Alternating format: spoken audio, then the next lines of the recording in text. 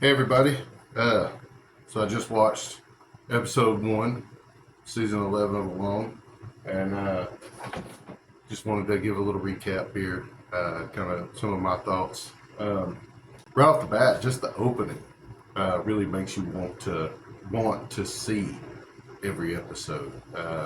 It's actually really cool. All the animals that they show. Looks like somebody shot a moose, which was awesome. The tents. Sorry, I had to look at my notes because I wanted to remember it. The tents that they showed everybody coming out of. I just want everybody to know that my tent was number 4. It was right beside the firewood, so I picked that one. Anyways, my tent was number 4. And so whoever, if you're watching this and you were in tent number 4, let me know. That was my tent. We shared that tent. So it opens up on day 1 with Isaiah, and looking at his drop site, it was pretty swampy. It was pretty wind blown. We've got some grassy swamps like that around here, and they are pretty well open, and so there's a lot of wind that comes through, and you can see that grass is leaned over. But the right where they dropped him at, anyways, looked pretty swampy. He goes on into his intro to say that he's a game warden. Got a lot of respect for that. Says that he's a captain in the guard. A lot of respect for that too. And that his main job is fatality search and recovery. So that's something pretty intense right there. So not only does he spend a lot of time in the woods, but he also has, to me, what looks like a pretty strong mental mindset, because to be able to go out and pick up bodies, you got to be a special kind of crazy. I couldn't do it. He's also a family man. They have a pretty amazing backstory about their daughter, so that could play a lot into it too. When he's exploring his site, he's looking around. It kind of reminds me of some rivers and washes and some of the little tributaries around here, where you can see where the river comes up, and then it's got this little muddy sweep. It's real thick all the way down to that point. Maybe there's a little grassy medium in between them, and then it gets to mud and comes down. That's a pretty rough terrain to navigate through, especially when it's wet. First rain, it's just going to turn into soup out there, it looks like, and it's going to be rough to move around in. One of the main differences I noticed between the rivers there and the river here is their mud is black, where our mud in Georgia's red. So as he's walking around, he's finding a lot of wolf tracks. He finds some bear tracks, two different bear tracks, one big bear track, one small bear track, and that could be dangerous. If there's a mama bear with a cub in the general area, all she has to do is be within, X amount of feet of you, and you become a threat. And she's going to neutralize that threat. So that's a pretty intense situation, finding cub bear prints right beside mama. That's a pretty intense situation. It's nothing to play about. Then it cuts to William. So William brought a pre-made net. That could be a serious time saver. I did not, and it took me, I got dropped late, but it took me the better part of the day and a little bit of the morning to finish my net. So a pre-made net, he just throws that thing out in the water. You're done. Says he didn't bring a bow. He said he's not a big game hunter, and he said he wasn't trying to learn a skill out there. He's just becoming what he had. So I'm interested to see how that plays out in an area so full of big game. It would suck for me to have a moose walk through your camp, and you can't even attempt to take a shot at it. You're not going to snare a moose, but not bringing a bow. If I saw a bear or I saw a moose, that would just break my heart. At least you could, like Luke said, you can't hit a shot you don't take. Anyways, he's family focused, and it looks like he basically grew up in the freezing cold. So that'll probably give him a little bit of leg up in this game. But there's a few people here that look like they grew up, in or near the Arctic. So he's a commercial fisherman, which is pretty awesome. That's a dangerous job there, just being out on the water. A lot of the guy spends his life in a little bit of a dangerous situation. So whenever he gets through his intro, he starts to build a shelter with his net already in the water because he brought the pre-made net. And whenever he takes a break from his shelter, he decides to go check the gill net. And lo and behold, there's already a pike in the gill net, which is that's amazing. Within hours, I'm guessing. So far, the gill net was a good choice. He said it's the first catch of a lone season 11, and then bam, it's the first catch and release of a lone season 11. And I'm just playing with that. Has to be tough to hold that fish in your hand and then it just is gone. Oh man, I feel bad for the guy really. Anyways, it cuts to Dub. Dub has belly button lint, and Dub, if you were smart, you'd save that belly button lint to start a fire. It works, I promise. I got a hairy belly. I know what belly button lint is, and it'll work. He sees a caribou, and a lot of people have seen a lot of animals during the seasons that they couldn't shoot, and it just sucks. I didn't see any big game, but if I saw some big game and I couldn't shoot it, it would have just broke my heart, honestly. It looks like Dub lives a pretty minimalist life. Very secluded even. It looks like he's good at what he does. He traps, fishes, that shows the fly fishing rod. That was pretty awesome. But it looks like he's just all around good at what he does. So during his little intro, what he wants to do is he wants to win the money to pay off his house, pay off his mom's house, and get out from under those burdens and have a little bit more freedom. Sounds like a plan, It looks like he's the type of person that holds a high value to that kind of freedom. So, kudos to you, buddy. So, right off the bat, it looks like he's going to do a dugout shelter, but he winds up building an A-frame off the front of it. It didn't look like he dug that far back yet. I don't know if he plans to, or if he plans to just take dirt from around it, pile it up on a shelter. I don't know. We're going to see. But it looks like he got the tarp over the A-frame just in time for a little sprinkle, and then it cuts to Cubby. And Cubby said he just wants his wife told him, take a moment, soak it in. So he stops and he takes his breath, and that's awesome. So Cubby's a bowyer. That's a trade and a skill that I have a lot of respect for as well, and something I've always wanted to be able to accomplish.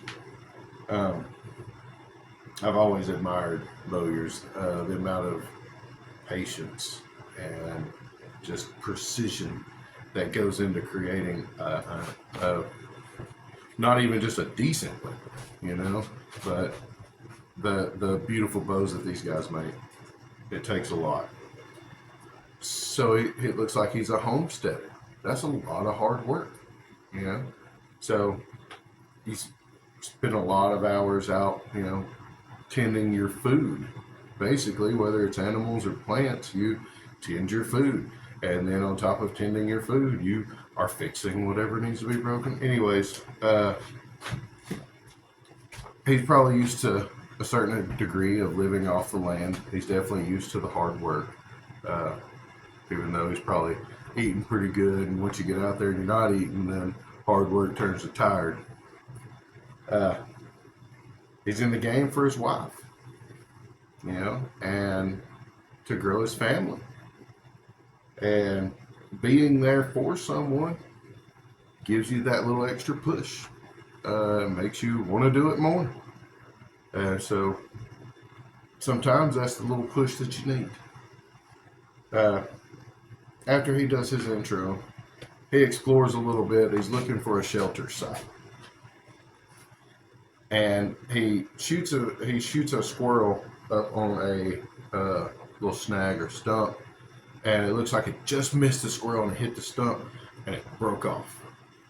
And he could probably, him being a bowyer, I'm sure he's also a fletcher, so he could probably just take those 2 pieces of arrow, take off what he needs, and build another arrow out there. So it's not all that big of a deal.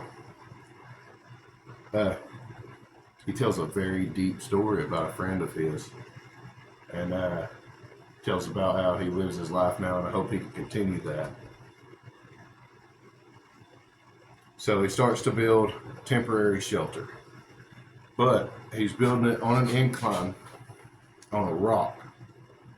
Building a shelter on an incline has certain disadvantages. First of all, rainfall. When you're on an incline, your shelter's like this, but the rain's coming down like this, then it tends to hit and run. At the same time, you slide. The whole time, every time you move, you slide down just a little bit more. So, hopefully his head's up top, but the more you roll over or adjust or anything, you're laying on top of a tarp and it's slick, and you just start to slide out from under your shelter a little bit at a time, and that's just the facts of it. And also, with it, being on the incline, it has its own disadvantages, but laying on a rock sucks. Laying on a rock sucks bad. Especially just laying on a rock with a tarp under you. That sucks. It cuts back to William again. He has it's the nighttime. He has a temporary shelter and a bough bed, is what he says, limbs down up under him. So I'm guessing it's a bough bed. And that's going to be pretty comfy. The more you stack up, you want a good layer. A good layer. Because it's going to compress, but the more you stack up, it becomes like a spring mattress almost. Those can be really comfortable. Said he didn't build a fire that night. First night, that's no big deal. If you don't have anything to cook on your first night, then there's really no point in building a fire unless you have certain animals around you that are around you just to help. Other than that, it's just a mental thing. So if you can get over not having a fire, you're all right. So after that, it cuts to Isaiah. Isaiah reminded everybody that when you're that far north at a certain time of year, there's no daylight. It's 24-hour twilight, which would be pretty crazy. I think that messes with people's minds too, and I'm curious to see if anybody makes it that far. And then it comes down to Dub again, and Dub hears a bear, and we get to hear, hey bear, which is just, that's awesome. I always love hearing hey bear. Because of that bear, on the next day, Dub decides he's going to redo his shelter. He talks about an experience where he saw someone be attacked by a grizzly bear. And I think that there may be a little well-earned fear of the grizzly bear in Dub from seeing that. So I don't think he's going to tap out because there's a bear, but I think that, a bear being in close proximity is going to kind of change his mind about how he does a few things. And then it goes to Michela, and we get to see a little speed shot of Michela building her shelter, and then she starts making grass duck decoys, which is pretty damn cool. I've never seen a grass duck decoy. They actually look like ducks, you know. And so I'm not gonna lie, that's pretty cool. So congrats for that one. A little bit of her intro. She wants to follow in the footsteps of her ancestors, and she's a wolf trapper, so she's already, doing pretty good at that. Uh, she's an adventure guide. It looks like she also spends a lot of time in the woods. So that everybody does, but it gives you a little bit more. The more experience you have, the better off you are. She also wants to grow her family when she returns, and she wants the prize money to, help support that, which is awesome. You she brought a pre-made gill net to set in the water. So I don't know. This may be the only season where so far we've seen 2 pre-made gill nets. I may be wrong. Vancouver Island, there may have been some people that had pre-mades, but I don't know. I don't remember. But she didn't bring any fishing line or hooks. That could go either way. I brought fishing line and hooks and wound up using my bow for most of my food or traps. So it could go either way.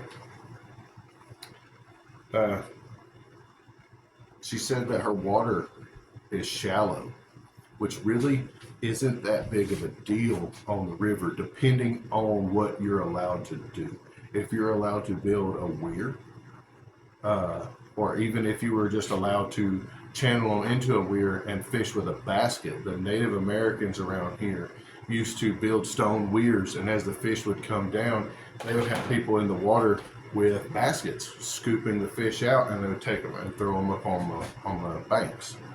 So that might be, if depending on the rules now, you could do a weir. It might be something worth doing. Even in a river, water, inches deep, big fish will wiggle through that to get downstream or upstream, either way. So it being shallow isn't really a killer, That's why I love the river. Lake sucks, rivers are great. She also finds quite a few wolf tracks in the mud, same as Isaiah. So that really shows the concentration of wolves there. More people talk about the wolf tracks. There's a lot of wolves there.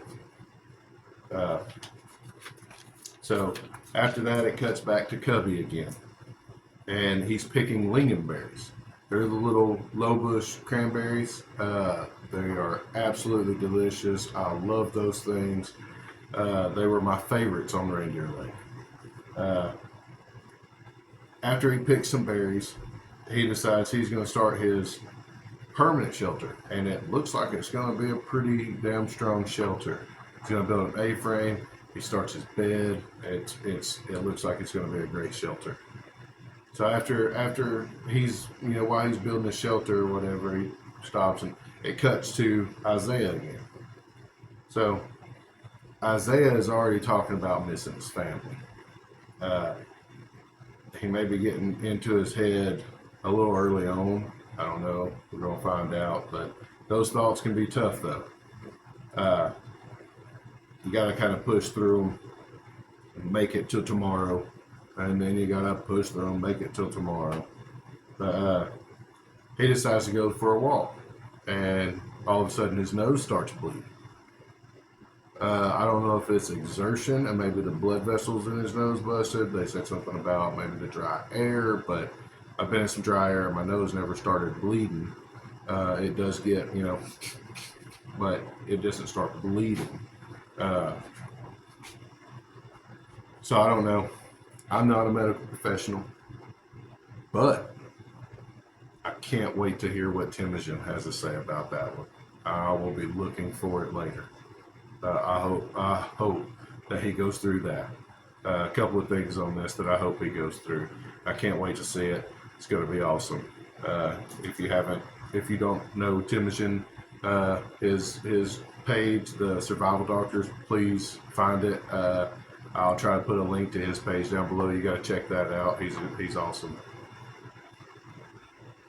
So once his nose stops bleeding, he decides he's going to set what I call a bank line or a limb hook.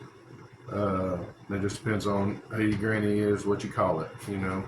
But it's basically a line that you tie off to something on the bank, a big rock, a good root, a tree, a limb, and you bait the line and throw it into the river. Those are great.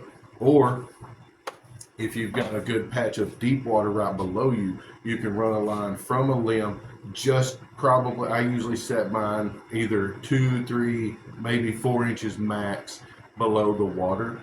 And those big fish will come up and grab that and pull, and that limb has that spring, and it'll set that hook for you. And you can really tell when there's a big one because they're pulling that limb down. So that's a good thing to have out there. That's another way of passive fishing. Just like a gill net, you could probably set 15 or 20 of those lines and go down and check them every day.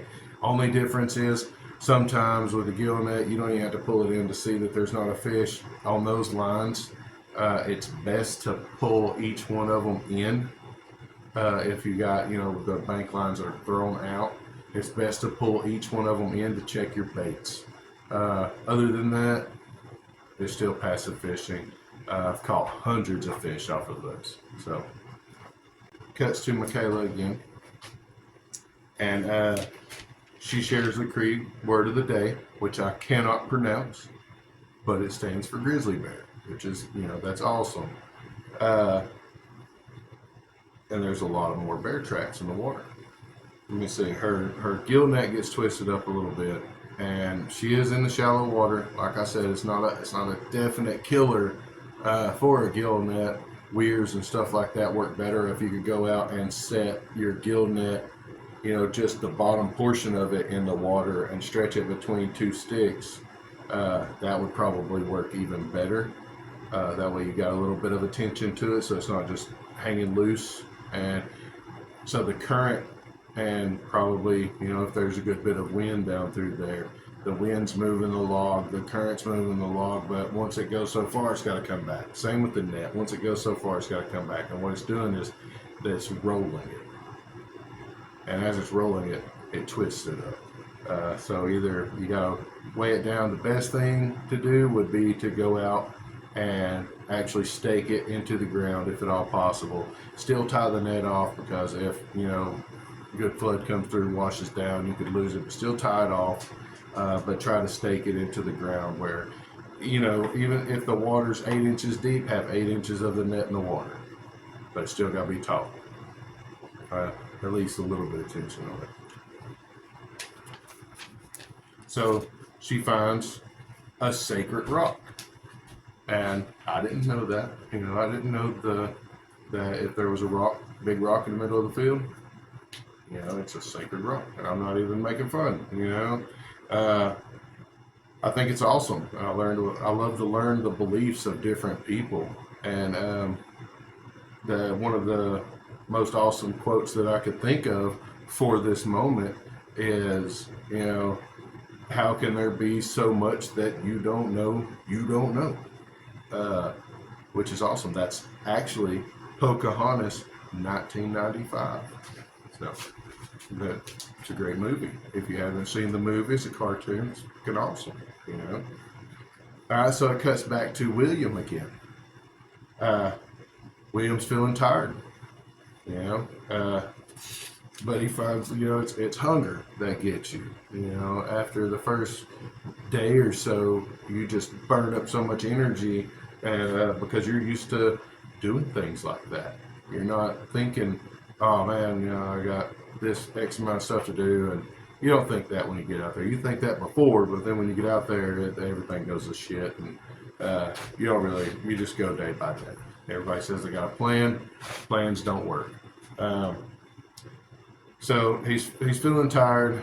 He stops and he goes looking for some berries or something. He goes looking, but he finds some rose hips which he calls itchy bum berries, which is awesome, and I will never call them anything other than itchy bum berries again. Thank you, William.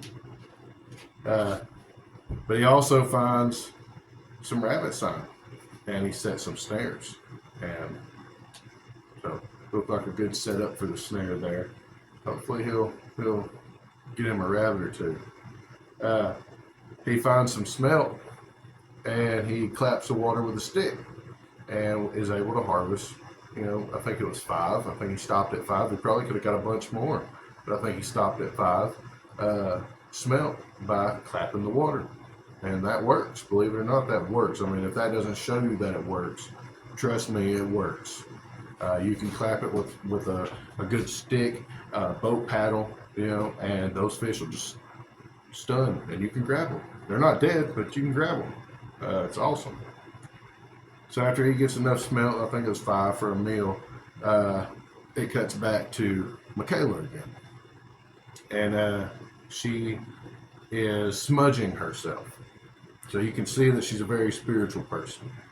She's actually smudging herself with smoke, and she's saying a little prayer. Then after that, she goes to move her fishing net to a little bit deeper water, and she finds a random kidney on her way back. Just a kidney. How weird is that? And was it a kidney, or was it a liver?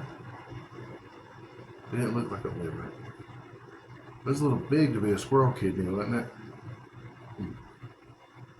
Anyways,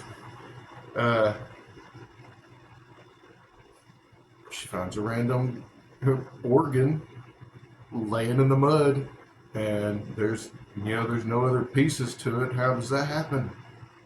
But hey, how about that? There's you some, I guess something's kidney. So it shows day 4, and it cuts back to Cubby, or starts off with Cubby on day 4, I guess.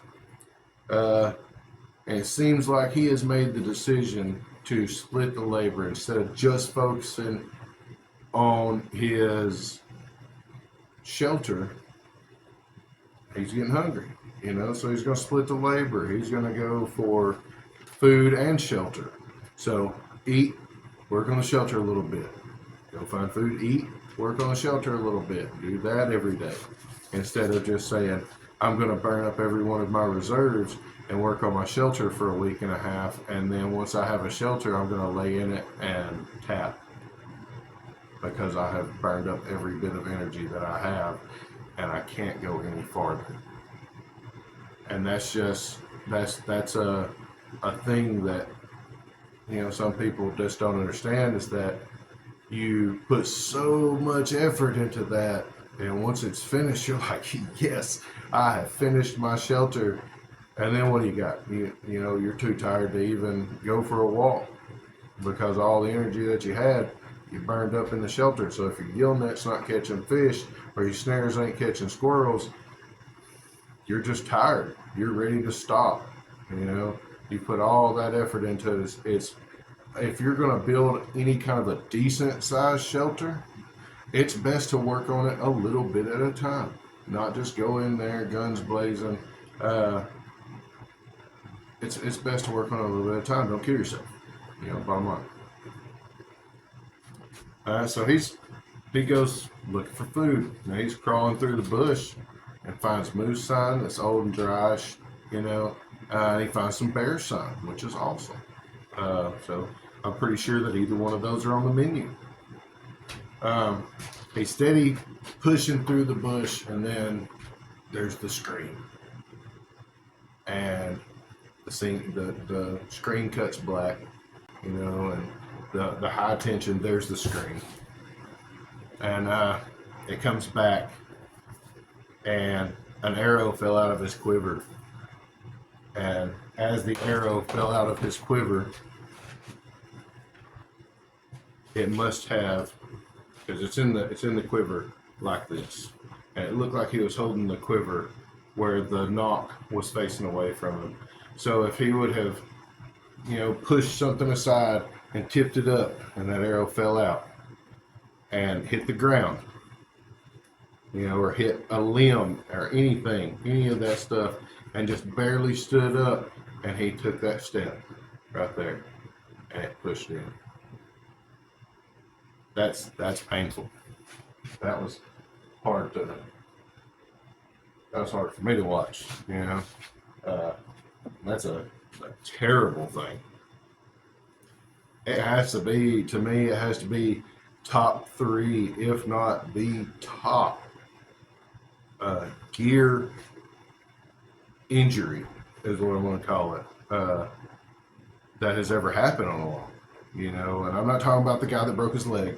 I'm talking about knives, axes, hooks, that kind of thing.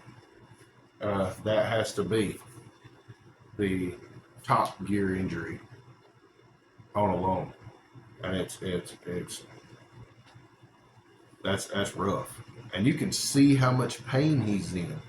The dude takes out his multi-tool with the little scissors, and he's snipping away at his pants, trying to reveal the wound and assess the situation, which is awesome because he's keeping his mind clear enough. He didn't just grab it and yank it out. He didn't freak out. He took the time to snip around everything and assess the situation. And then he very gently, dude, I threw up. He very gently, like a beast, pulled that 2-inch broadhead, only God knows how deep, out of his leg. That thing's that long. All right. I have one sort of similar. I'm going to grab it, and we're going to see, about how long it is.